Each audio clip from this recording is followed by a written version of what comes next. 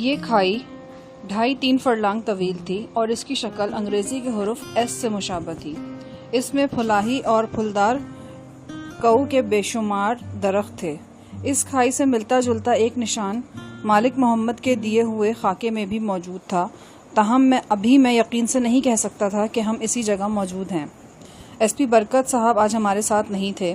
ہم نے 2-3 گھنٹے خوب شکار کھیلا، جنگلی بیر کھائے اور درختوں کے ایک جھنڈ میں ایک گیدڑ اور گیدڑی کے رومانی مناظر دیکھے۔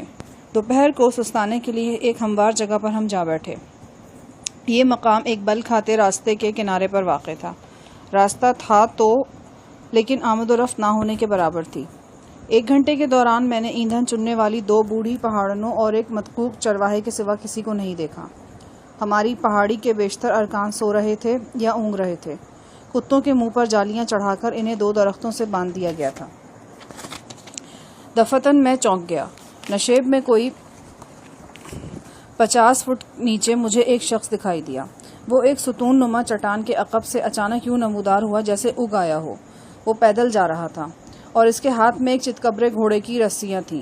لگتا تھا کہ گھوڑے کی اگلی ٹانگ پر تازہ چوٹ لگی ہے۔ ایک مسافر اپنے زخمی گھوڑے یا گھوڑی کو کھینچتا ہوا نامعلوم منزل کی طرف جا رہا تھا۔ اس میں چونکنے والی کوئی بات نہیں تھی۔ چونکنے والی بات اگر تھی تو مسافر کی شکل صورت اور اس کے ڈیل ڈول میں تھی۔ نہایت کشادہ کندھوں والے اس شخص کو میں پہچانتا تھا۔ وہ جاگیردار قادر زمان کے ملازموں میں سے تھا اور میں حویلی میں سے کئی مرتبہ دیکھ چکا تھا۔ میری آنکھیں دھوکہ نہیں کھا رہی تھیں۔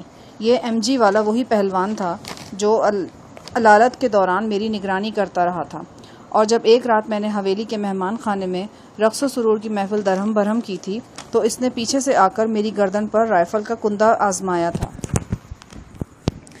میں بلندی پر تھا اور مجھ سے پہلوان کا مجموعی فاصلہ تقریباً 150 گز تھا۔ اتنی دوری سے آدمی کو ٹھیک طرح شناخت کر لینا آسان نہیں ہوتا، لیکن جیسا کہ میں نے بتایا کہ پہلوان کو شناخت کرنے میں اس کی صورت کے علاوہ اس کا ڈیل ڈول بھی مدد دے رہا تھا۔ چند لمحوں کے اندر مجھے 100% یقین ہو گیا کہ میں اس دور دراز خرابے میں جھونک زامن کے ایک خاص الخاص شخص کا دیدار کر رہا ہوں۔ پہلوان کو پہچان لینے کے بعد مجھ سے جو پہلا بے ساختہ فعل سرزد ہوا وہ یہی تھا کہ میں اٹھ کھڑا ہوا اور جھاڑیوں کی اوٹ لیتا ہوا ڈھلان کی طرف بڑھنے لگا۔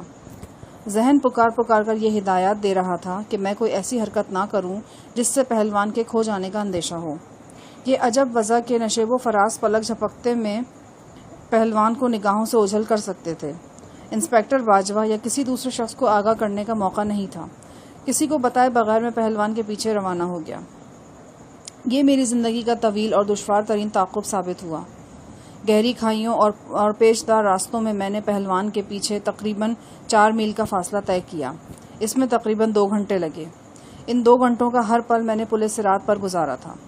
ہر لمحے یہ دھڑکا لگا رہتا تھا کہ میں پہلوان کو کسی کھائی میں کھو دوں گا یا کسی موڑ پر وہ اچانک مجھے دیکھ لے گا۔ 4 میل کے اس راستے میں پہلوان صرف 2 مقامات پر رکا۔ پہلی دفعہ اس نے 2 خچر سواروں سے چند باتیں کی، پھر ایک تالاب پر رک کر گھوڑے کو پانی پلایا اور خود بھی پیا۔ یہاں مجھے چند پاوندے یعنی خانہ بدوش بھی نظر آئے۔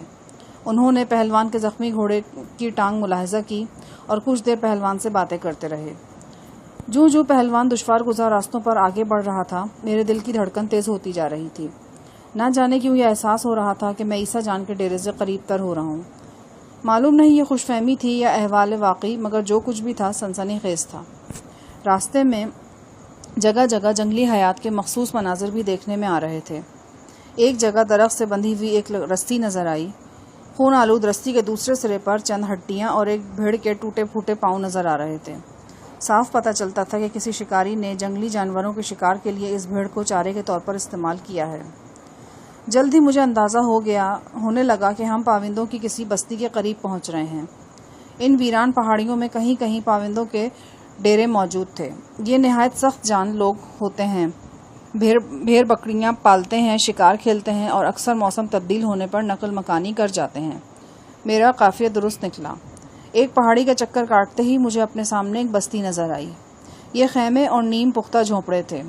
بعض جھونپڑوں کے گرد لکڑی کی باڑیں لگائی گئی تھیں۔ بستی کے بیچوں بیچ بکریوں کے لیے احاطے بنے ہوئے تھے۔ سپہر کا وقت تھا اس لیے احاطے خالی تھے۔ پاوندوں کے ریوڑ ارد گرد کی ڈھلانوں پر چر رہے تھے۔ غور سے دیکھنے پر ان ریوڑوں کے درمیان لمبے بالوں والے محافظ کتے بھی گشت کرتے نظر آتے تھے۔ پہلوان تھکے تھکے قدموں بستی میں داخل ہو گیا۔ ایک دو افراد سے اس کی الیگ سلیگ بھی ہوئی۔ قرائن سے ظاہر تھا کہ وہ یہاں ایک جانی پہچانی شخصیت ہے۔ یہ جگہ عیسیٰ جان کا ڈیرا تو ہرگز نہیں تھا۔ پھر پہلوان یہاں کیا کرنے آیا تھا؟ میں ابھی تک یہی بات سوچ رہا تھا کہ میرے دائیں جانب کہیں سے ہلکی سی غرراہٹ ابھری، پھر دبڑ دبڑ کی آواز آئی۔ کوئی چوپایا مثلاً کتا جب کسی پر حملے کے لیے لپکتا ہے تو یہ مخصوص آواز ابھرتی ہے۔ کبھی آپ نے غور کیا ہو تو اندازہ ہوا ہوگا کہ اس آواز میں بڑی خوفناک قسم کی سنسنی ہوتی ہے۔ گھنی جھاڑیوں میں سنائی دینے والی اس آواز نے مجھے بھی سیکنڈ کے 10ویں حصے میں چوکنا کر دیا۔ میں نے تیزی سے رخ بدلا۔ بڑے قد کا ایک ایلشین کتا برق رفتاری سے مجھ پر جھپٹ رہا تھا۔ رائفل میرے ہاتھ میں تھی۔ بائیں ہاتھ نے ایک درخت کی شاخ کو تھام رکھا تھا۔ اتنا وقت نہیں تھا کہ میں رائفل کو نال کی طرف تھام کر لٹ کے طور پر استعمال کر سکتا۔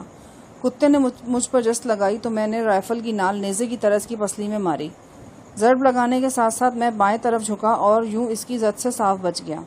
خاموشی سے حملہ آور ہونے والا جسیم کتا پورے زور سے بھونک رہا تھا۔ زمین پر پنجے لگتے ہی وہ اسپرنگ کی طرح اچھلا۔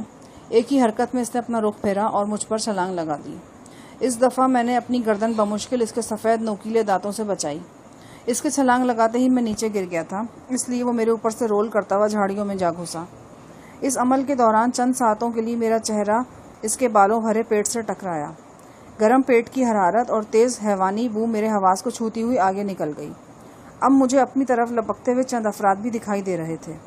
وہ گھیردار شلواروں اور لمبے کرتوں والے پابندے تھے۔ ان میں ایک شخص کے ہاتھ میں کتے کی زنجیر جھول رہی تھی، باقی دو آتشی ہتھیاروں سے مسلح تھے۔ یہ سب کچھ میں نے ایک ساتھ کے مختصر وقت میں دیکھا۔ اس کے ساتھ یہ احساس بھی ہوا کہ کتا جھاڑیوں میں لوٹ لگانے کے بعد سیدھا ہو گیا ہے اور اب ایک بار پھر میری طرف لپکنے کے لیے تیار ہے۔ دائیں ہاتھ میں رائفل کا بوجھ اور اس کا زاویہ میرے لیے تسلی بخش تھا۔ میرا بایاں کندھا زمین سے لگا ہوا تھا اور صرف ایک کروٹ لے کر میں کتے کو نشانہ بنانے کی پوزیشن میں آ سکتا تھا۔